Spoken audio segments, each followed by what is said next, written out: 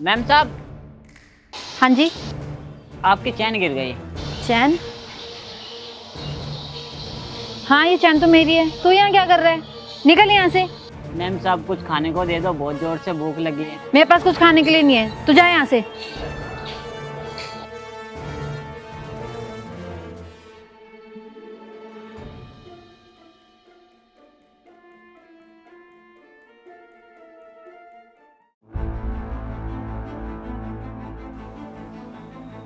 अरे साहब,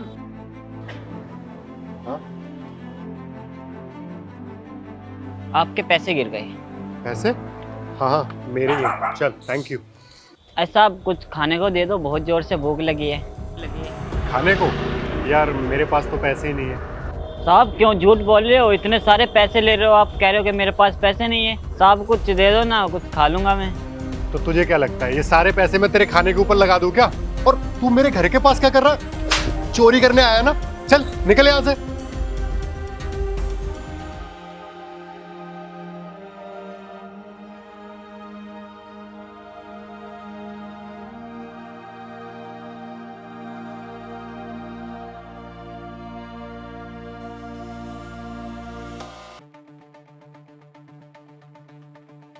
मैम साहब, वो आपकी घड़ी गिर गई। घड़ी?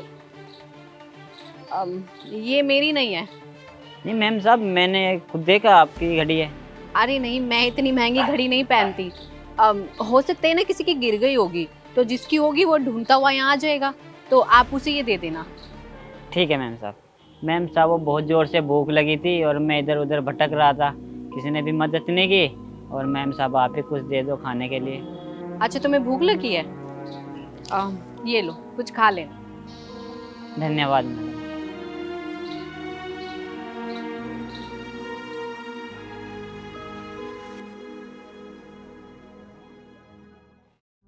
जी सब बताइए। मैम, आपके पापा ने हमारे बैंक से 5 करोड़ का लोन लिया, जो वो बिना चुकाए जा चुके हैं। तो हमारे बैंक ने आपका घर, आपकी गाड़ी सब जब्त कर लिया है, और उसके बाद भी 1 करोड़ बच गया है, जो आप तीनों को देना है। कोई बात नहीं सर, मेरे पास 50 लाख रुपए हैं, बाकी 25-25 ये दोनों दे देंगे। 25 लाख हम क्यों देंगे? वो हमारी जिंदगी भर की सेविंग्स हैं।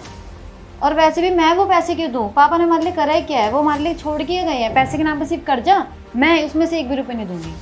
सही तो बोल रही है ये। हम क्यों देंगे अपने पैसे? और वैसे भी कल को मुझे शादी करनी है, अपना न्यू स्टार्टअप करना है, और अगर सारे पैसे मैं इनको दे दूंगा तो मेरे पास क्या बचेगा? तुम दोनों ये कैसी बातें कर रहे हो? ये हमारे पापा की इज्जत का सवाल है, ये लोन हमें चुकाना ही पड़ेगा। देख, अगर तुझे इज्जत का ज्यादा भूत चढ़ा है ना, तो खुद दे देना इनके सारे पैसे, लेकिन हम अपनी सेविंग्स में से एक पैसा भी नहीं देंगे। ठीक है, मैं ये लोन चुकाने के लिए रेडी हूँ। ठीक है मैम, फिर आप यहाँ पे साइन कर दीजिए। बट ये पेपर तो लोन के नहीं है, ये पेपर तो प्रॉपर्टी के हैं। हाँ जी, क्योंकि ये प्रॉपर्टी सारी आपके पापा ने आपके नाम कर दी। एक्सक्यूज मी सर, आप होते कौन है बोलने वाले? प्रॉपर्टी आपके नाम कर दी है। ये प्रॉपर्टी हम तीनों की है और हम तीनों में ही बटेगी। इसको ऐसा करने के लिए मैंने बोला था। मम्मी, तुम्हारे पापा का एक अधूरा काम था जो आज मैंने पूरा किया है। अधूरा काम? ऐसा कौन सा काम था?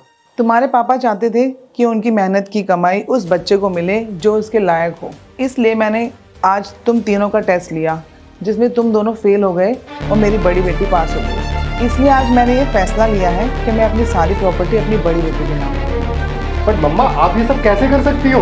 अगर आप अपनी सारी प्रॉपर्टी अपनी बड़ी बेटी के नाम कर दोगे तो हमारे पास क्या बचेगा? अरे हमारे बारे में तो कुछ सोचिए, हम भी तो आपके बच्चे ही हैं। अच्छा, तुम्हें आज अपनी माँ की याद आई है? उस दिन तुम दोनों कहाँ चले गए थे मुझे छोड़ के, जब मुझे तुम्हारी ज़रूरत थी?